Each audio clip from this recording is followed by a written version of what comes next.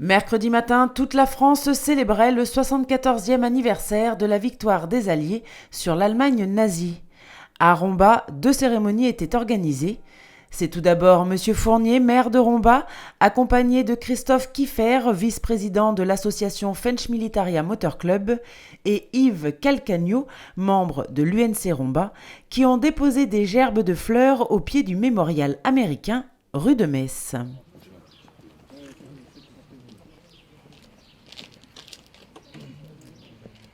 Monsieur Fournier et Monsieur Kiffer ont ensuite pris la parole pour rendre hommage aux millions de victimes françaises et étrangères. 50 millions de victimes pour 11 mois et 2 jours.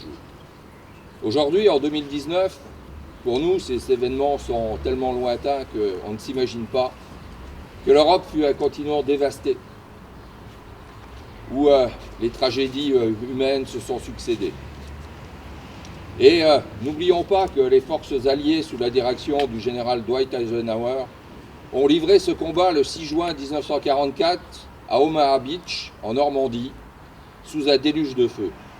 Ils étaient tous là, Américains, Britanniques, Néo-Zélandais, Australiens et d'autres pays, avec le célèbre commando Kiffer qui a sauté sur Sainte-Mère-l'Église dans la nuit du 5 au 6 mai et qui faisait partie de ces quelques Français qui avaient résisté, puis en 1940, puis avec l'armée du général Leclerc qui a été intégrée à celle du général Dwight Eisenhower et qui a eu l'honneur de libérer Paris le 25 août 1944. N'oublions pas non plus, et c'est là une leçon de l'histoire, que si aujourd'hui nous sommes libres, c'est aussi parce que des hommes ont résisté en 1940. La guerre sur notre continent, c'était il y a bien longtemps. Et ceux qui ont connu cette période sont de moins en moins nombreux. Cependant, cette cérémonie de 8 mai, c'est la nécessaire leçon du XXe siècle instituée pour rappeler aux citoyens que cette guerre sera toujours plus qu'un point d'histoire des hommes, plus qu'une page de gloire, de conquête, de défaite et de massacre. Ces années de guerre ont aussi montré ce que les hommes sont capables de faire, au nom de leur nation, au nom de leurs frontières, au nom de leurs convictions, ou au nom de rien du tout. Ces années de guerre ont aussi montré ce que le courage, le désintéressement, le sens du sacrifice et la pitié peuvent faire.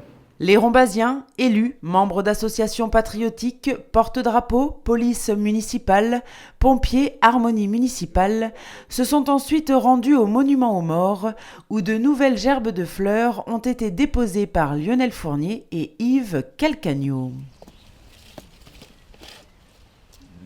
Non, c'est bon.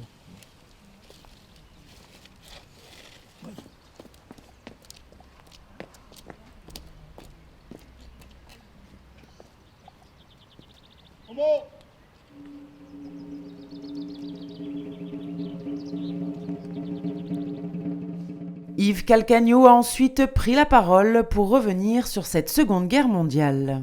Avant d'être une guerre des nations, comme on l'affirme trop souvent, cette guerre est une guerre des économies qui cherche à conquérir des marchés et surtout une guerre des idéologies qui veulent dominer le monde. Par ce caractère, la Seconde Guerre mondiale demeure d'actualité. Aujourd'hui, des idéologies anciennes et nouvelles minent la cohésion de notre patrie, la France. Comme nos anciens, des combats de la libération, sachant dépasser nos différences pour édifier la France de demain. Et enfin, Lionel Fournier a lu le message de Geneviève Darrieussecq, secrétaire d'État auprès de la ministre des Armées. Il y a 74 ans, l'Allemagne signait sa capitulation sans condition par 2 fois. La première, le 7 mai 1945 à Reims. La seconde, le soir du 8 mai à Berlin. Ainsi la France s'inscrivait dans le cercle des vainqueurs. Après tant de combats, de victimes et de destruction, le nazisme est abattu. C'est la victoire sur une idéologie totalitaire, raciste et criminelle qui a mené la violence jusqu'à sa plus effrayante extrémité. La France exprime sa reconnaissance à toutes ses filles et à tous ses fils qui ont combattu pour la patrie.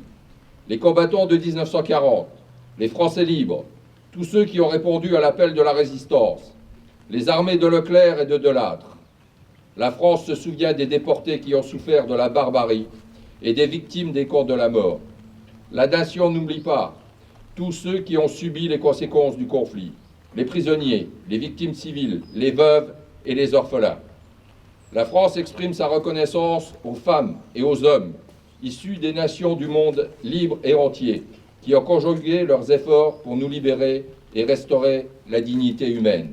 Le cortège s'est ensuite dirigé vers le centre Burgère où M. Fournier a souhaité rendre un dernier hommage en ce jour de commémoration. Il reste 4 compagnons de la Libération. 4 sur 1009. Ils ont 97, 98 et 99 ans.